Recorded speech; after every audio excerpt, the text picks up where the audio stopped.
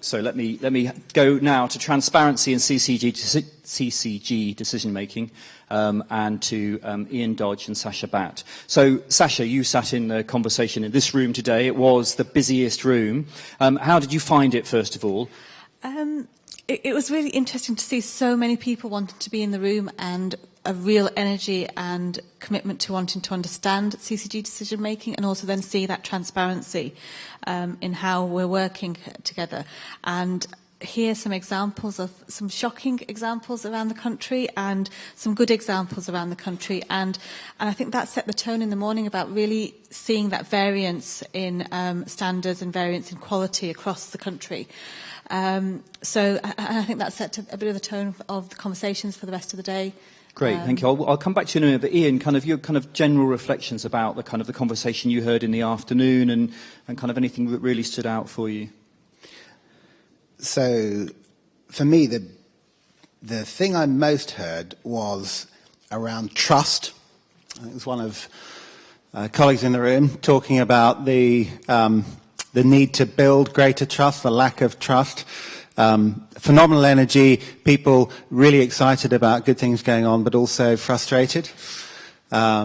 Frustrated around some of the kind of narrow technical processes of engagement, whether it's consultation or lay membership, clout on governing bodies of CCGs, but also a wider frustration around the extent to which consistently all CCGs are really recognising the untapped energy of their citizens and their communities.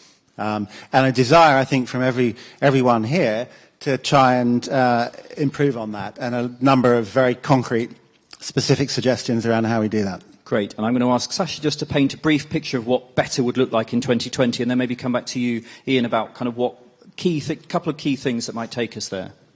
I think one of the very first key things is that unanimously came through every group that was discussing topics was something that actually we didn't think we needed to wait till 2020, and actually if we had 2 more hours today, we would nail this down. And this was something about having a real clear assurance framework and standards. And I think we had all the elements that we need to have in that standard defined today, and actually we would have something that would enable us to define what good looks like for CCGs, so that they do deliver that in 2020. So we're not actually still talking about it in 2020. So there's something really clear that actually we've got the standards there as to what good would look like, but that needs to happen now almost for that to be a reality in 2020. And that covered all sorts of and things, that covered things, something really about CCGs being open about what they're currently doing. So not just telling us what they've done, but telling us what they're currently working on.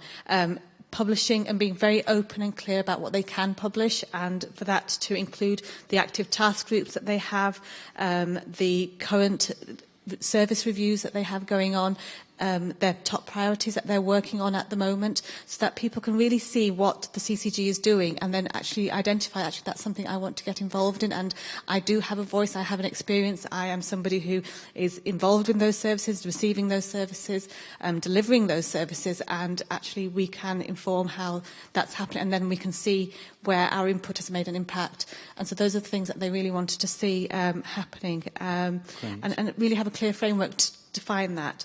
And then there's something, as Ian mentioned, around the clear roles and responsibilities of all those different people, and how we support that and skill that to happen effectively. Fantastic. That's a wealth of information.